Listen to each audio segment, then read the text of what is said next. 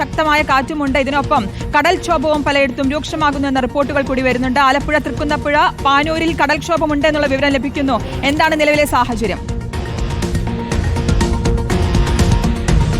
ശ്രുതി, ആലപ്പുഴ തൃക്കുന്നപ്പുഴയിൽ ഇന്ന് രാവിലെയാണ് കടൽക്ഷോഭം ഉണ്ടായിരിക്കുന്നത്. തൃക്കുന്നപ്പുഴ പഞ്ചായത്തിലെ 12ാം വാർഡിൽ ചേലക്കാട് 2 വീടുകളാണ് ഇത്തരത്തിൽ കടൽക്ഷോഭത്തെ തുടർന്ന് നാശനഷ്ടം സംഭവിച്ചത്. നമുക്ക് കാണുന്നത് പോലെ, അതായത് ഈ വീടുകൾക്ക് പുറകിലുള്ള തെങ്ങുകൾ ഇത്തരത്തിൽ രാത്രി ശക്തമായ കാറ്റിനെ തുടർന്ന് തെങ്ങുകൾ പലതും വീണിരുന്നു. ഈ തെങ്ങുകൾ വീണതിന് പിന്നാലെ മണ്ണിളകി ഇത്തരത്തിൽ വീടിന് പുറകു ഭാഗത്തുള്ള മണ്ണുകളൊക്കെ തന്നെ നീങ്ങിപ്പോകുന്ന സാഹചര്യം വന്നു. ആ രീതിയിൽ മണ്ണുകൾ കൂടി നീങ്ങിപ്പോയതോടുകൂടി തന്നെയാണ് വീടുകൾക്ക് പലതിനും കേടുപാടുകൾ സംഭവിച്ചത്. പല വീടുകളും ഇപ്പോൾ ഞാൻ നിൽക്കുന്ന ഈ വീട് സമീപത്തുള്ള വീട് ദൃശ്യങ്ങളിൽ കാണാൻ സാധിക്കും. ഇത്തരത്തിൽ ഏത് നിമിഷവും തൊട്ടുപുറകുള്ള ഈ തെങ്ങ് വീഴാനുള്ള സാധ്യതയുണ്ട്. ഒരുപക്ഷെ ഇന്ന് ശക്തമായ കാറ്റുണ്ടാവുകയാണെങ്കിൽ ആ തെങ്ങ് വീഴുകയും തുടർന്ന് ഈ മണ്ണ് മാറിയാൽ ഈ വീടും അപകടത്തിലേക്ക് ആകുമെന്നുള്ളതാണ് ഏറ്റവും ആശങ്കാജനകമായ കാര്യം. അങ്ങനെ പല വീടുകളും ഈ തൃക്കുന്നപ്പുഴ ഭാഗത്തുണ്ട് എന്നുള്ളതാണ്. നിരവധി വീടുകൾ ഇപ്പോഴും ഭീഷണി നേരിടുന്നു. നിലവിൽ എത്ര വീടുകളാണ് തകർന്നത്? നിലവിൽ നിരവധി വീട് 10ലധികം വീടുകൾ നമ്മുടെ ഈ പ്രദേശത്ത് 1 കിലോമീറ്ററിനകത്ത് പോയിട്ടുണ്ട്. പക്ഷേ ഇപ്പോൾ എത്രയും പെട്ടെന്ന് ഇന്നോ നാളെയായിട്ട് ഈ 2 വീട് നിലംപെടുത്തും അടിയന്തരമായി എന്തെങ്കിലും ചെയ്തില്ലെങ്കിൽ. അത് നമ്മളിപ്പം തഹസിൽദാറേയും ഇറിഗേഷൻ ഇഎയും എല്ലാം നിരന്തരം ബന്ധപ്പെടുന്നുണ്ട്. വില്ലേജ് ഓഫീസർ ഉൾപ്പെടെ ബന്ധപ്പെടുന്നുണ്ട്. ഇപ്പോൾ ഡിസാസ്റ്റർ മാനേജ്മെന്റിലുള്ള കളക്ടർ ഇപ്പോൾ ബന്ധപ്പെടാൻ ശ്രമിക്കുന്നുണ്ട്. അവര് പറയുന്നത് നമ്മൾ ചെയ്യാനാണ് പറയുന്നത്. അവർക്ക് അടിയന്തരമായി ഒന്നും ചെയ്യാൻ പറ്റത്തില്ല. നമ്മളോട് പറയുന്നത് അവരെ ക്യാമ്പിലേക്ക് മാറ്റാമെന്നാണ് പറയുന്നത്. അല്ലാതെ വേറെ ഒരു നടപടിയും പറയുന്നില്ല.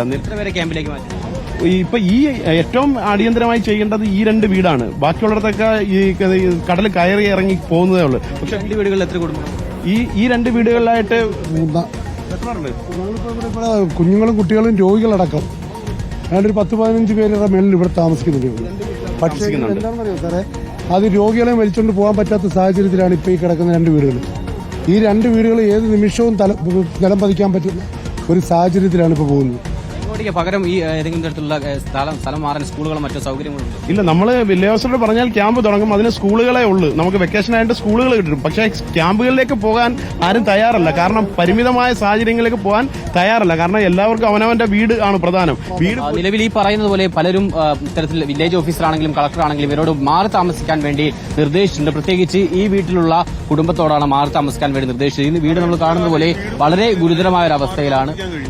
ഈ ക്യാമ്പിലേക്ക് മാറാൻ ഇവർ ആവശ്യപ്പെടുന്നു. ഈ ക്യാമ്പിലേക്ക് മാറി വീട് പൊളിഞ്ഞു പോയാൽ ഞങ്ങൾക്ക് അതിന് അടിയന്തരമായിട്ട് എന്ത് നടപടിയാണ് ഉണ്ടാകുന്നത്? പിന്നീട് ഈ വീട് ഭീഷണിയിലാണ് എന്നുള്ളതാണ്. പ്രത്യേകിച്ച് പുലിമുട്ട് ഉൾപ്പെടെ നേരത്തെ തന്നെ ഇവിടെ താണതാണ്. അതാണ് പ്രധാനമായും ഈ ഭാഗത്ത് കടൽക്ഷോഭം ശക്തമാകാനുള്ള കാരണമായി നാട്ടുകാർ പറയുന്നത്. ഇതിന് തൊട്ട് അപ്പുറം വരെ പുലിമുട്ടുണ്ട്. അതുകൊണ്ട് തന്നെ അവിടെ നിന്ന് അടിക്കുന്ന തിര കൂടി അതിന്റെ കൂടി ശക്തി ഈ ഭാഗത്തേക്കാണ് അടിച്ചു കയറുന്നത്. അതുകൊണ്ട് തന്നെ ഇത് പലപ്പോഴും വീടുകളിലേക്ക് അടിച്ചു കയറുന്നു. ഇതാണ് ഇത്തരത്തിൽ ഭീഷണിയായി നിൽക്കുന്നത് എന്നുള്ളതാണ് നാട്ടുകാർ പറയുന്നത്. അതുകൊണ്ട് തന്നെ ഇവിടെ നിന്ന് ക്യാമ്പിലേക്ക് മാറ്റുന്നതിന് പകരം ഈ പ്രതിസന്ധി ഇതൊരു ശാശ്വതമായ ക്യാമ്പിലേക്ക് മാറുക എന്നുള്ളത് താൽക്കാലിക ആശ്വാസമാണ്. പക്ഷേ ഈ വീടുകളിലേക്ക് വെള്ളം അടിച്ചു കയറുന്നതോടുകൂടി തന്നെ വീടുകൾ തകർന്നു പോകുന്ന സാഹചര്യം. അതുകൊണ്ട് തന്നെ അത്തരം പ്രതിസന്ധിയെ പരിഹരിക്കാനുള്ള നടപടികൾ സർക്കാരും ബന്ധപ്പെട്ട വകുപ്പുകളും സ്വീകരിക്കണമെന്നുള്ളതാണ് നാട്ടുകാർ പറയുന്നത്.